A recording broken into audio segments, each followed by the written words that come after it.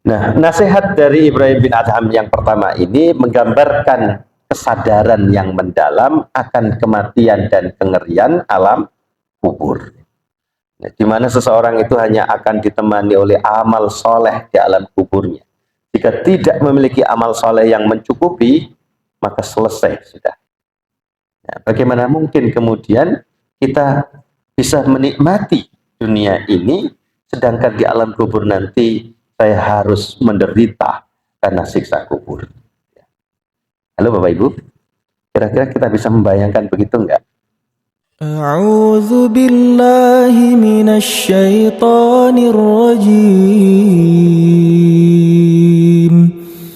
بسم الله الرحمن الرحيم Bismillahirrahmanirrahim. Assalamualaikum warahmatullahi wabarakatuh. Alhamdulillah, nahmaduhu wa nasta'inuhu wa nastaghfiruh wa na'udzu billahi min syururi anfusina wa min sayyiati a'malina. May yahdihillahu fala mudilla lahu wa may yudlilhu falan tajida lahu waliyyan mursyida. Asyhadu an la ilaha illallah wa asyhadu anna Muhammadan abduhu wa rasuluhu la nabiyya ba'da. Allahumma salli ala Muhammad wa ala ali Muhammad. Bapak Ibu yang dirahmati Allah Subhanahu wa taala, puji syukur senantiasa kita panjatkan hanya kepada Allah atas setiap nikmat yang dianugerahkan kepada kita semuanya. Wabil khusus nikmat iman dan kehidupan, sehingga kita bisa bersua, berhimpun di dalam satu majelis yang insya Allah penuh berkah. Salam dan salam semoga senantiasa terlimpah curahkan kepada uswah hasanah kita Rasulullah Muhammad Sallallahu Alaihi Wasallam, atas setiap sunnah yang ditinggalkan buat kita untuk memandu kehidupan kita menuju kehidupan yang lebih tercerahkan. Bapak Ibu, pada kesempatan kali ini kita akan melanjutkan ngaji kitab Nasaihul Ibad, yang kali ini kita sampai pada makalah yang ke-31 ya, dari Babus Sulasi. Saya bacakan dulu kitabnya. Bismillahirrahmanirrahim. Wal maqalatul hadiyata wa thalasun. Ya, wal maqalatul hadiyatu wa thalasun. Dan makalah yang ke-31 an Ibrahim bin Adham rahimahullah, ya, dari Ibrahim bin Adham.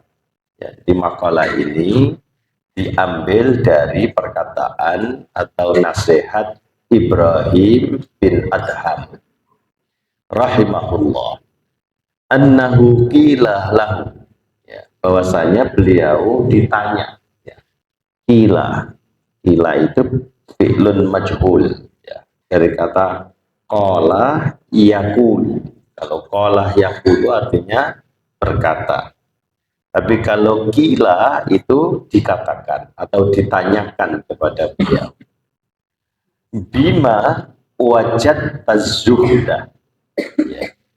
Bima, ya, dengan apa wajad az-zuhda engkau menemukan kezuhudan, atau dalam bahasa yang berbeda, apa sih rahasia kezuhudan Anda? Anda kok bisa menjadi orang zuhud itu, ya, modalnya apa? Ya. Nah, ini ai bi ayyi syai'in ahabbta tarka rahatid dunya talaban li rahatil akhirati. Ya, Imam Nawawi memberikan penjelasan, ya, bi ayyi syai'in, ya, dengan sesuatu apa, dengan perihal apa, atau dengan modal apa, ya. Ahbabta, engkau lebih mencintai, engkau lebih menyukai, lebih menyenangi tarka rohatid dunya, ya, lebih menyenangi meninggalkan kenikmatan dunia, tolaban, ya, roha itu artinya apa, kesenangan, ya. Roha juga bisa bermakna istirahat, ya. Istirahat itu kan sebenarnya bersenang-senang, ya, mengistirahatkan diri. Apa dalam bahasa anak sekarang itu healing, ya, healing, ya. Nah ini dengan cara apa atau dengan modal apa engkau kok bisa lebih menyukai meninggalkan, ya, rohatad dunya, ya, kesenangan dunia, ya, talaban li rohatil akhirah, ya, untuk mencari kesenangan akhirat. Nah, ya. Jadi suatu ketika beliau ditanya dengan pertanyaan seperti ini. Nah, sebelum menjawab, Imam Nawawi memberikan penjelasan lebih jauh tentang siapakah Ibrahim bin Adham. Ya. Dituliskan di sini, ruwiya, diriwayatkan, annahu, bahwasanya Ibrahim bin Adham kana sultanan. Ya, dia itu adalah, ya, berpotensi menjadi sultan, penguasa. Artinya beliau adalah pangeran, ya, di antara putra-putra raja di Balkh, gitu ya. Fi baladihi, di negerinya, bukan sultan dalam pengertian orang sekarang, ya. Kalau sultan orang sekarang artinya ya apa, orang kaya, ya. Nah, ini. Tapi sultan di sini artinya penguasa.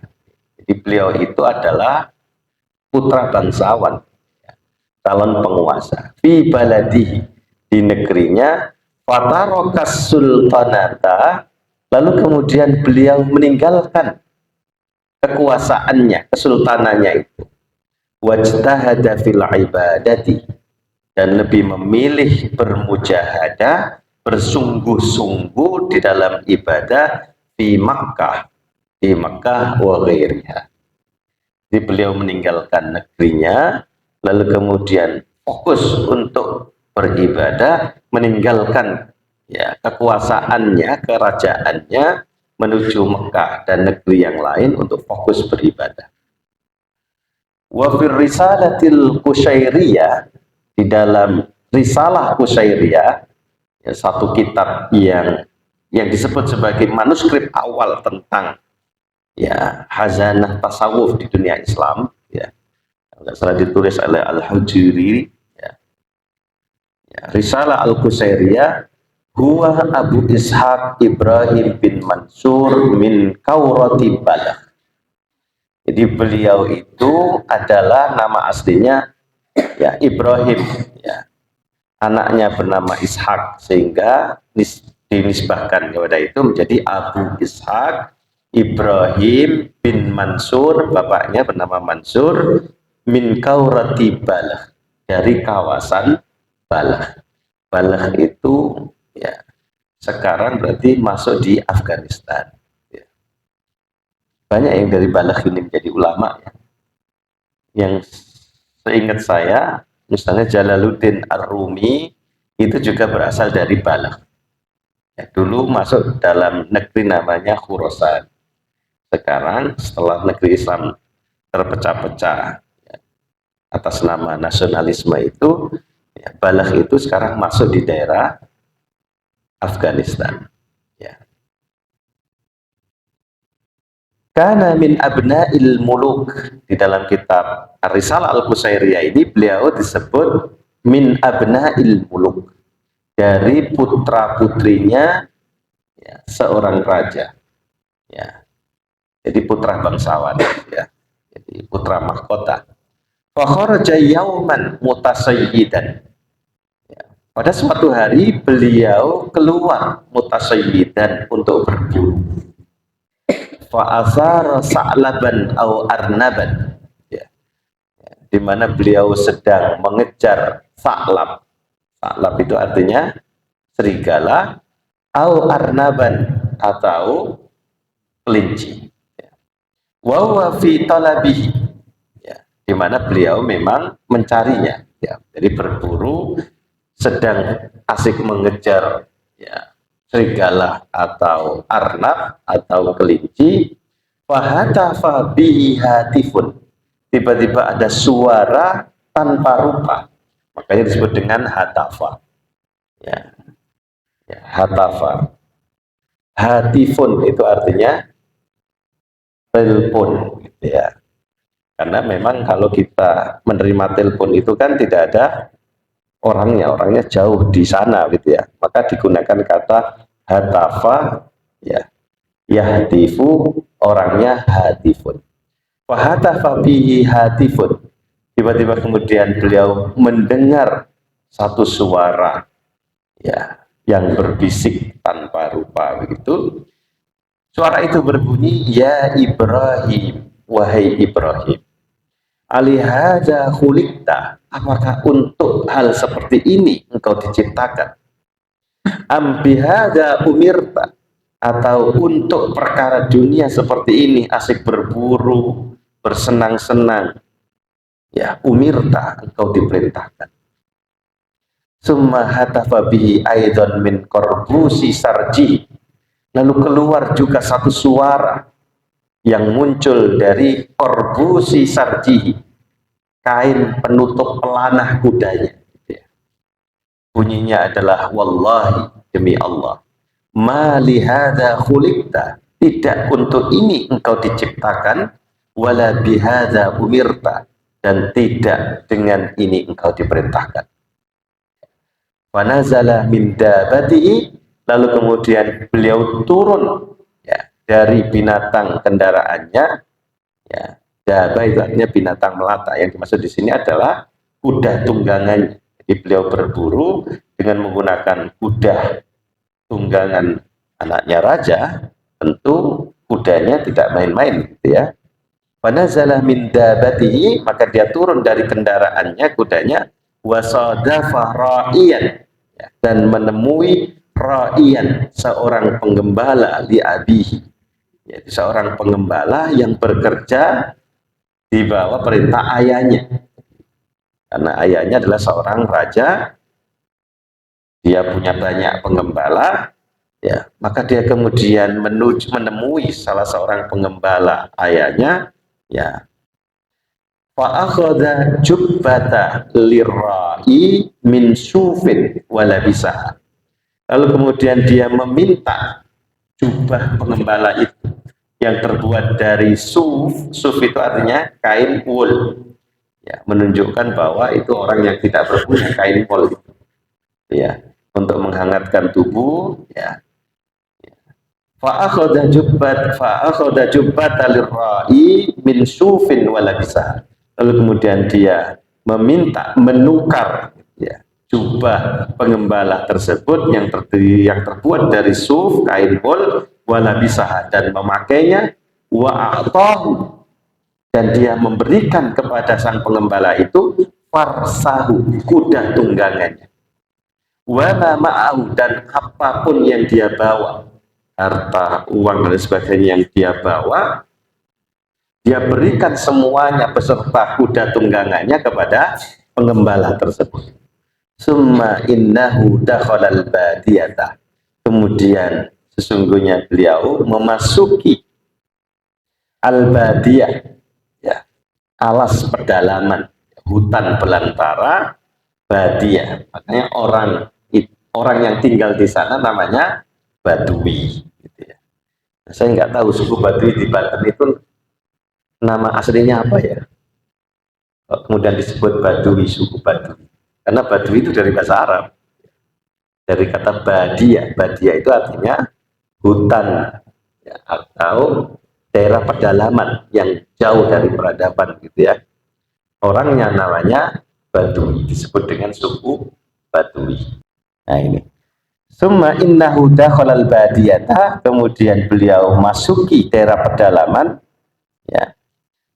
Summa dakhala Makkah, melalui itu lalu kemudian sampai memasuki daerah Makkah, wa sahaba biha Sufyan as-Tsauri wal Fudail bin Iyad, dan beliau juga berteman atau berguru ya dengan Sufyan as-Tsauri wal Fudail bin Iyad, dan Fudail bin Iyad, dua ulama yang masyhur ya, termasuk ulama yang terkenal. Beliau berdua ini ya, termasuk Sufyan Tsauri ini juga gurunya ya, Imam Asy-Syafi'i kalau kata saya. Nah, ini. Wa dakhala Syam, kemudian beliau masuk daerah Syam, Damaskus, Syria hari ini. Ya, wa mata biha, dan beliau meninggal di sana. Wa kana ya'kulu min amali yadihi, dan di mana beliau itu tidak makan kecuali dari jerih payahnya sendiri. Ya, mithlal hasad, ya, seperti misalnya beliau bekerja hasad, itu hari ini mungkin kita sebut sebagai buruh tani, ya. Jadi bukan pemilik sawah yang sedang panen, tetapi beliau datang untuk membantu panen, yaitu berarti apa? Buruh tani, atau apa Bapak Ibu? Derep ya, dalam bahasa Jawa, atau bahasa apa sekarang, preman ya. Ya, buruh tani. Ya, mithlul hasadi wa hifdzil basatin, dan bekerja sebagai penjaga kebun gitu ya. Wa ghairi dzalika, dan lain sebagainya. Jadi seorang anak bangsawan yang hidup mewah dengan berbagai fasilitas ya, yang dimiliki oleh ayahnya, kuda tunggangannya luar biasa, tentu jubahnya, pakaiannya, tapi semuanya ditinggalkan oleh Ibrahim bin Adham untuk fokus beribadah, dan beliau tidak makan kecuali dari jerih payahnya sendiri.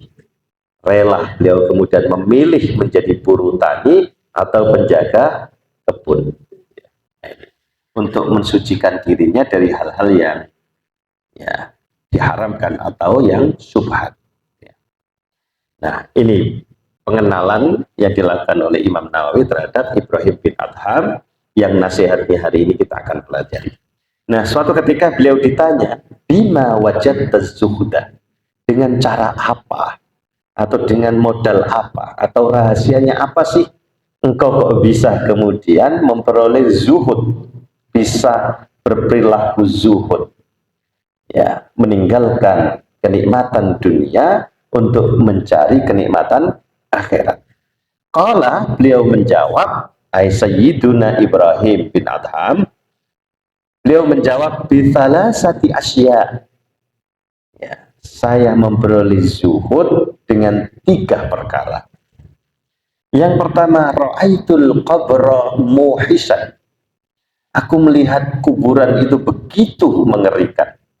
Ai qati'an lil qulubi min mahbubati, bahwa kuburan itu sungguh memutus ya mahbubat lil qalbi, memutus kesenangan-kesenangan yang dicintai oleh hati kita, membuat hati kita itu ketakutan, menghilangkan segala apa yang dicintainya. Walaisa ma'i muknisun, dan tidak ada pada diriku atau tidak bersamaku muknisun. Muknisun itu artinya teman ya, atau sesuatu yang bisa membuat hatiku damai. Jadi yang pertama ya, saya bisa memperoleh kezuhudan karena aku membayangkan bagaimana kuburan itu begitu mengerikan, sedang aku tidak memiliki sesuatu yang bisa menenangkan jiwaku. Ai man yaskunu qalbi, man yuskinu qalbi. Ya, muknis artinya man yuskinu qalbi, seseorang yang bisa membuat hatiku sakinah, damai, tenang. Yang kedua, wa ra'aitu tariqan tawilan, dan aku melihat jalan yang panjang. Ai masafatan ba'idatan, jarak tempuh yang begitu ba'idah, jauh, fil akhirah, menuju akhirat ya. Walaisa ma'izadun, sedangkan tidak ada pada diriku bekal sedikit pun.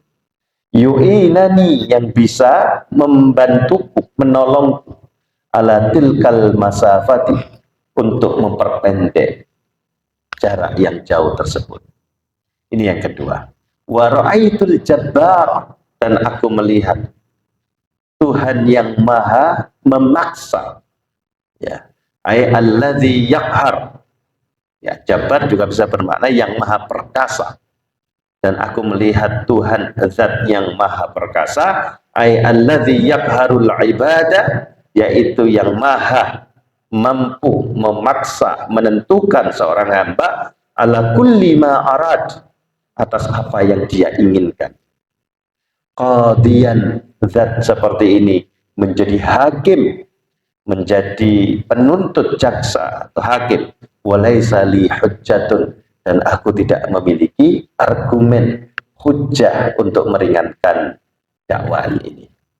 Aima yadullu ala sihhati dakwaya, saya tidak memiliki argumen hujjah yang menunjukkan pada ya tingkat kesahihan dari pengakuan saya. Nah, ini dakwaya, sihhatu dakwaya, kebenaran dari pengakuan. Nah, ini Bapak Ibu, 3 rahasia, 3 hal yang membuat Ibrahim bin Adham itu bisa mendapatkan zuhudan, ya, kezuhudan. Masih ingat ya kemarin zuhud itu apa? Pada makalah yang 30 kemarin disebutkan.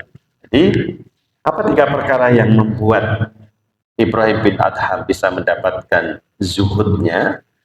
Yaitu yang pertama, ra'aitul qabra muhisan walaysa ma'i muhdisun. Aku melihat kubur alam kubur itu sungguh menakutkan, dan aku tidak memiliki teman yang menemaniku yang bisa menenteramkan jiwaku. Ya. Wa ra'aitu tariqan tawilan, dan aku melihat jalan akhirat itu begitu panjang, jarak tempuhnya begitu jauh, walaysa ma'i zatun, dan tidak ada pada diriku ada bekal ya yang bisa menemaniku menempuh jarak yang panjang itu. Wa ra'aitul jabbara qadiyan, dan aku melihat sang maha perkasa Allah Subhanahu wa taala sebagai hakim. Walaysa li hujjatun, dan aku tidak memiliki hujjah atau alasan pembelaan untuk kebenaran pengakuan. Nah, ini Bapak Ibu yang dirahmati Allah Subhanahu wa taala, itulah Ibrahim bin Adham yang hari ini nasihatnya coba kita akan eksplorasi ya.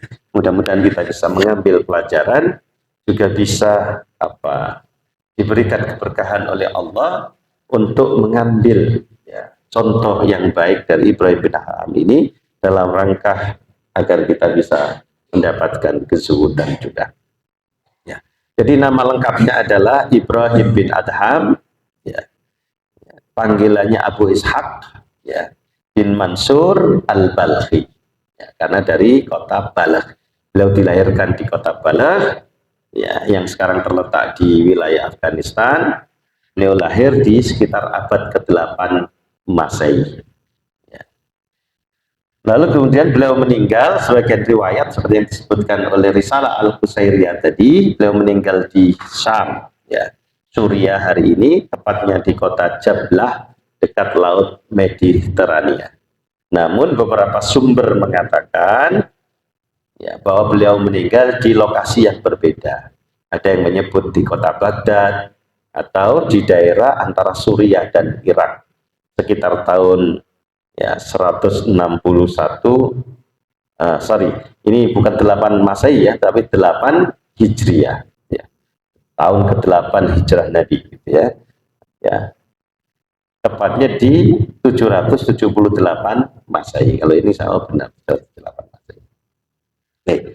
Nah, seperti yang dijelaskan tadi, beliau itu dari latar kehidupan keluarga bangsawan yang awalnya hidup dalam kemewahan, namun kemudian semuanya ditinggalkan untuk mencari zuhud ya, untuk mencari kedekatan dengan Allah Subhanahu wa taala.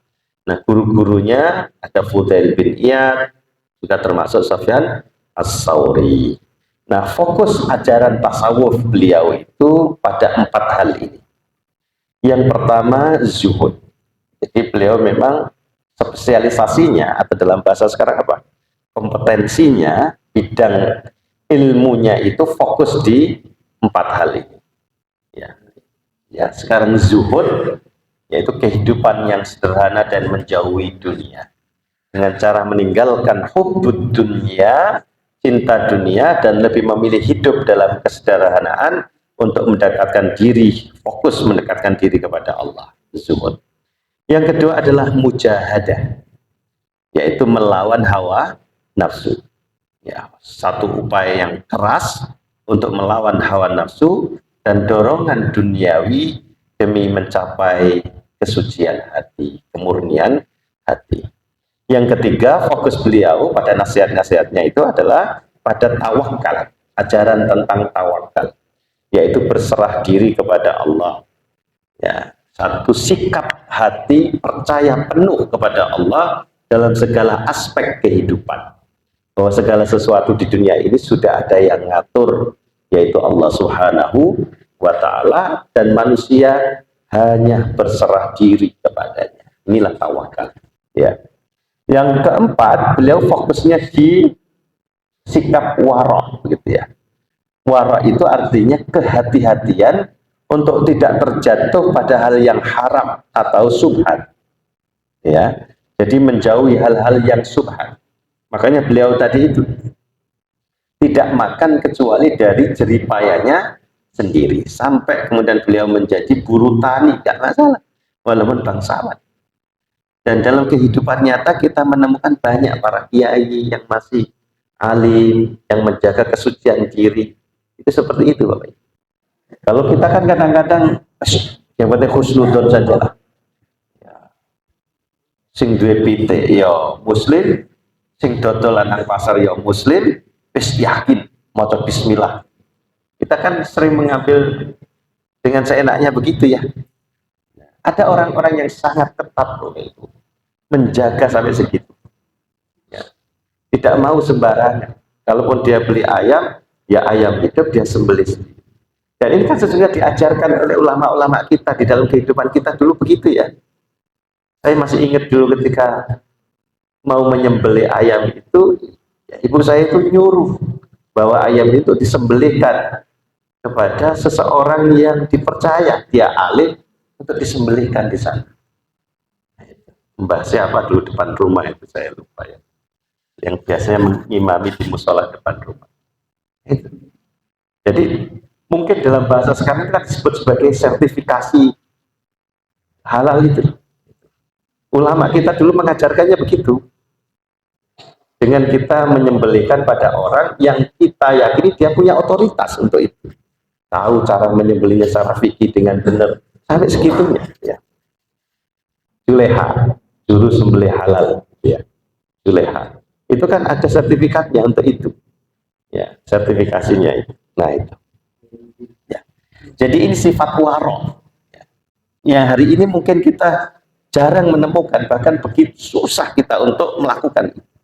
Ya, berhati-hati untuk tidak makan sesuatu yang tidak jelas kehalalannya. Ya. Nah ini namanya wirat.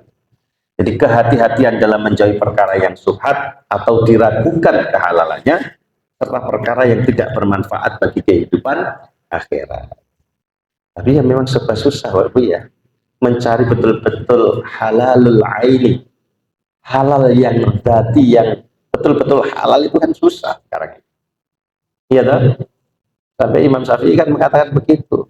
Kalau mau mencari sesuatu yang benar-benar halal, zatnya juga caranya sesuatu yang diolah, tidak ada lain kecuali engkau buka lebar-lebar mulutmu ketika hujan. Maka air hujan itulah yang sungguh-sungguh halal, baik zatnya maupun cara mendapatkannya. Iya toh? Karena memang begitu susah. Tapi kehati-hatian kita untuk tidak terjebak pada itu, itulah yang dinilai. Ya. Kita kembali kepada Ibrahim bin Adham ya. Nasihatnya itu bina wajat zuhda. Bagaimana engkau bisa kemudian mencapai tingkat kezuhudan. Masih ingat ya pada nasihat yang kemarin, zuhud itu adalah sikap ya.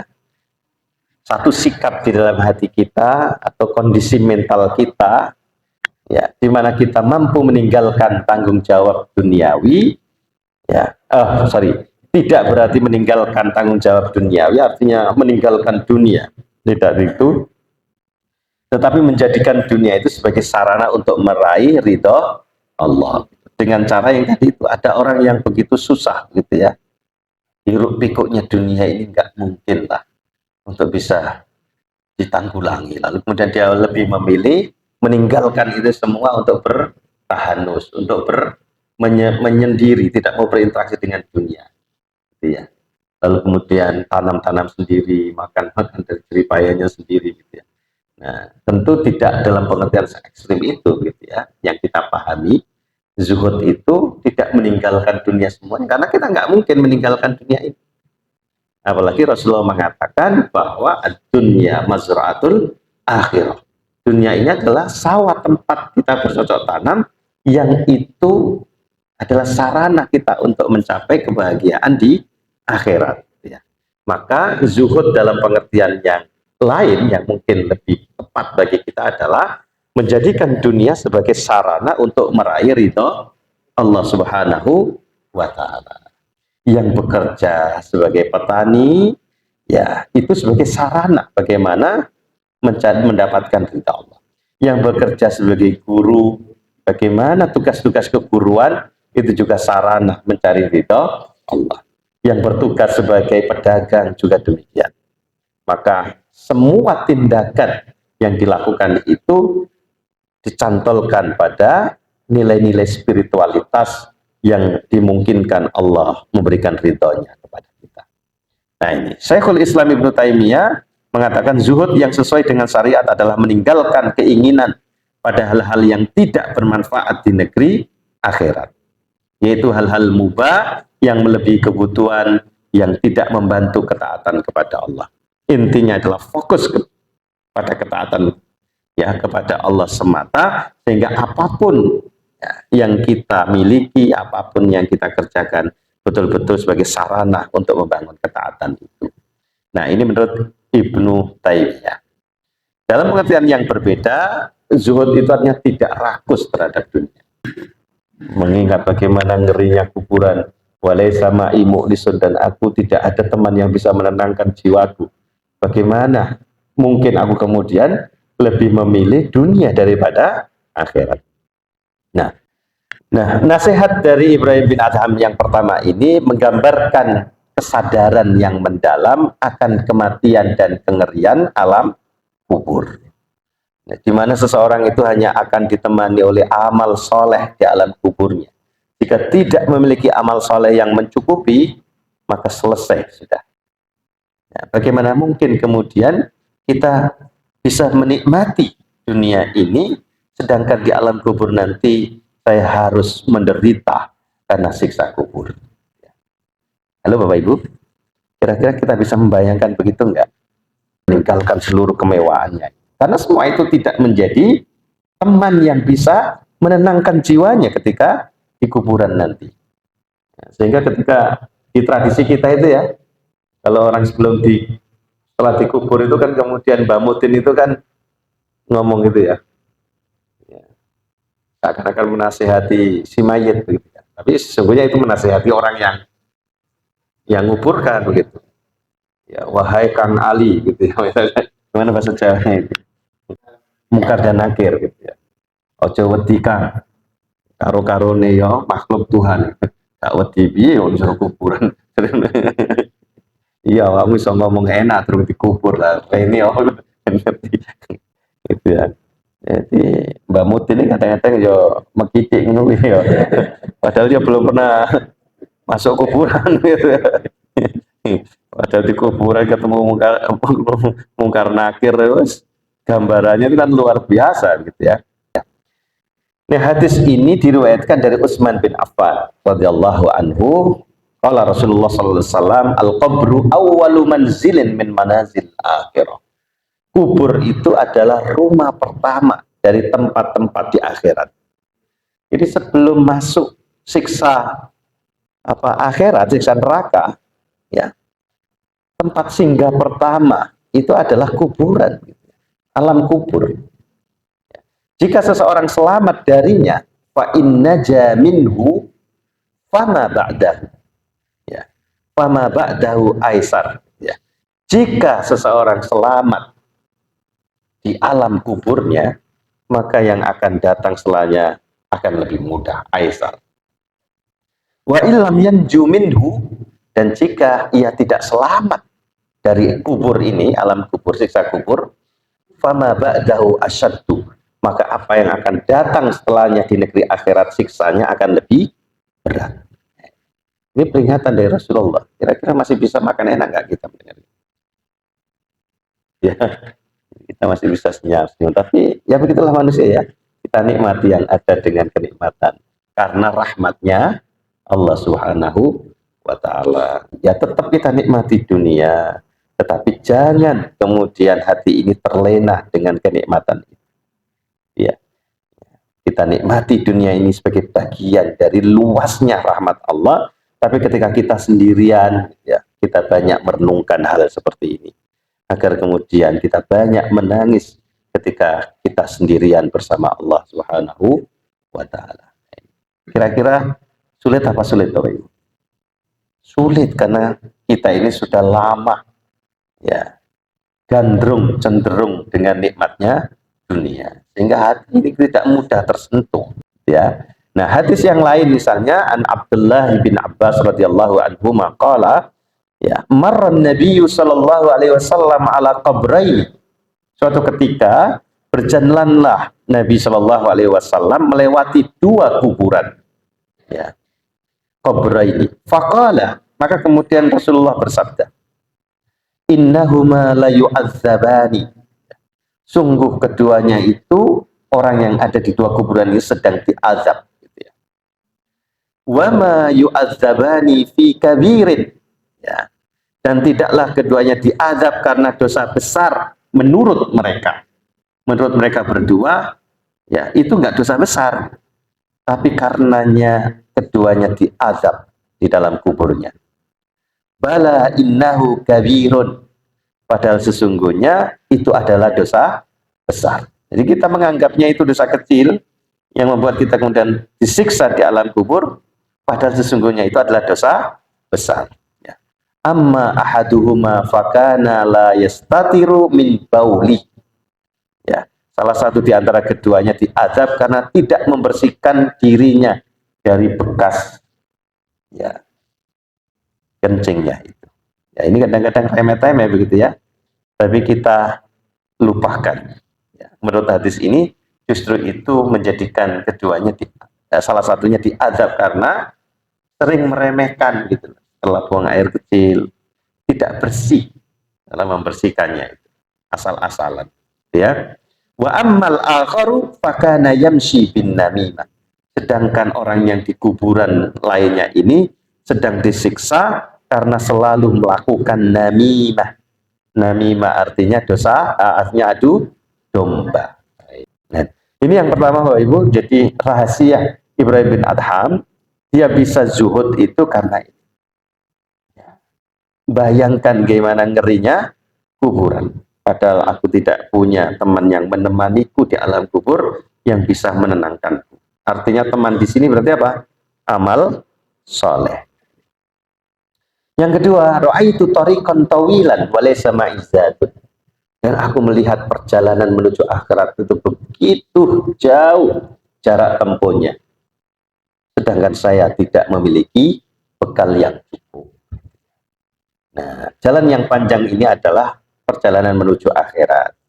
Kita harus melampaui banyak etapa dah hidup di dunia. Setelah itu masuk ke alam kubur, alam apa mahsyar ya, barzah, alam kubur, menunggu sampai akhirat tiba, hari kiamat tiba. Itu kan panjang. Makanya para ahli kubur itu kan dalam Al-Quran digambarkan ya, punya kerinduan kalau bisa dikembalikan gitu ya, untuk agar bisa beramal kebajikan gitu ya. Nah, kita yang masih berada di alam nyata ini, mari kita perbanyak apa Bapak Ibu?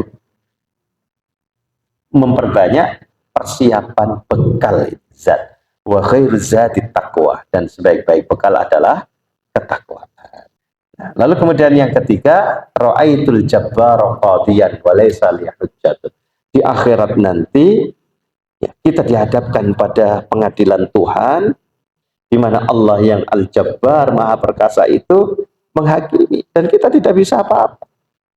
Mulut kita yang biasa berbohong tidak lagi berbunyi, karena yang berbicara adalah semua anggota tubuh kita. Tidak hanya itu, bahkan orang-orang yang dulu pernah kita mungkin sakiti dan sebagainya, semuanya memberikan kesaksian. Jangan-jangan kemudian kita punya amal kebaikan karena ditagih oleh mereka yang pernah kita zalimi, lalu diberikan kepada mereka, lalu amal kebaikan kita menjadi habis, bahkan tekor. Inilah yang disebut sebagai al-muflis, orang yang bangkrut, punya banyak amal kebaikan, tetapi amalnya ini habis karena digugat oleh orang-orang yang pernah kita zalimi, sampai kemudian nggak ada lagi tersisa kebaikan pada diri kita. Akhirnya keburukan orang yang menuntut itu ditimpahkan kepada kita. Na'udzubillah min dzalik. Dan kita tidak punya hujah, alasan untuk bisa membenarkan setiap apa yang kita lakukan. Kira-kira kalau kita membayangkan kengerian pengadilan Tuhan seperti itu, masih mungkinkah kita kemudian ketawa ketiwi, ya, menikmati dunia ini, mendapatkan kesenangan di atas penderitaan orang lain?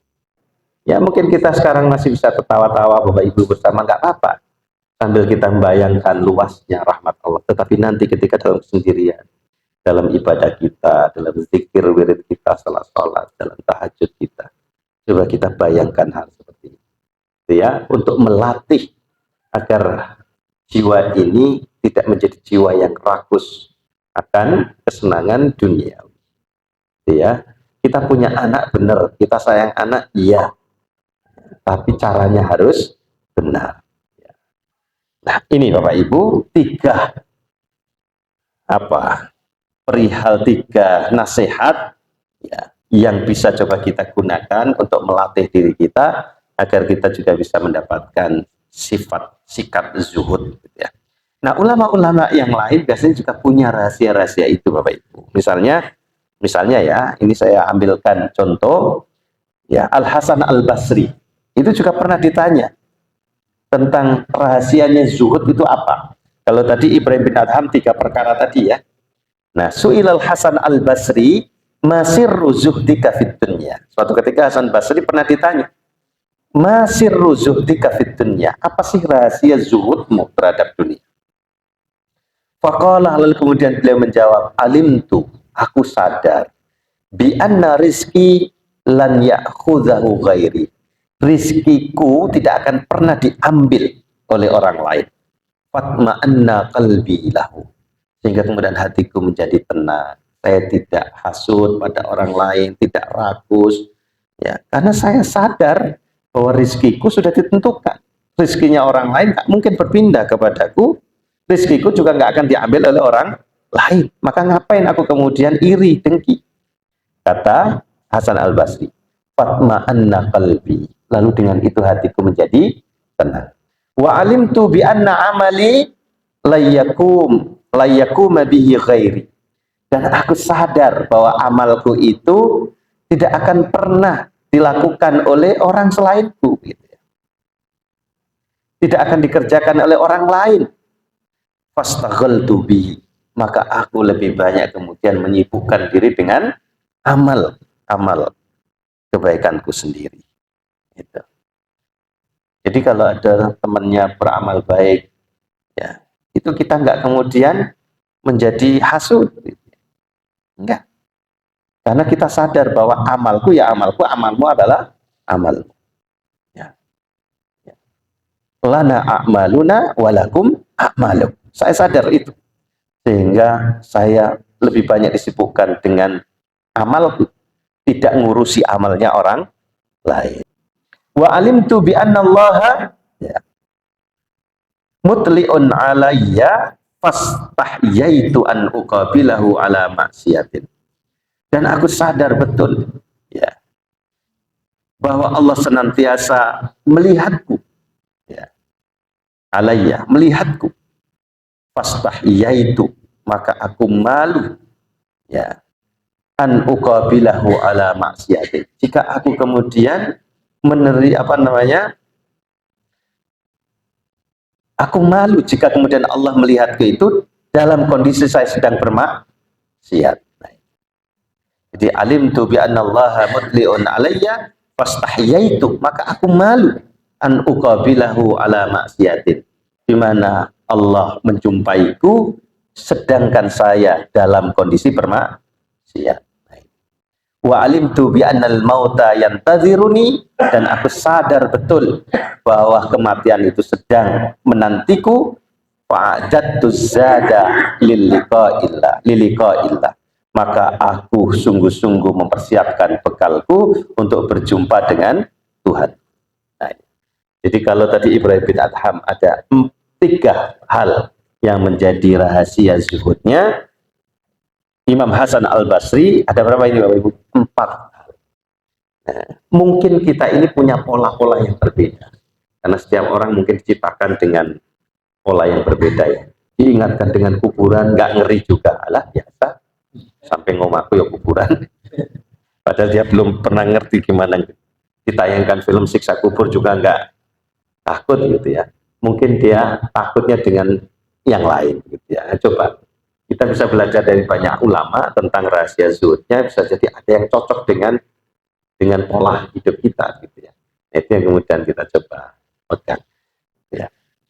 Saya kira begitu Bapak Ibu ya. Ada pertanyaan? 45 menit pas ini nggak ada ya, kayaknya wajahnya lagi membayangkan kengerian alam kubur ini sehingga nggak ada yang bertanya. Oke, saya kira demikian. Terima kasih atas segala perhatiannya, mohon maaf atas segala khilaf.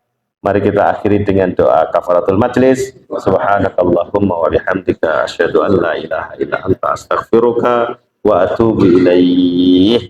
Terima kasih. Wassalamualaikum warahmatullahi wabarakatuh.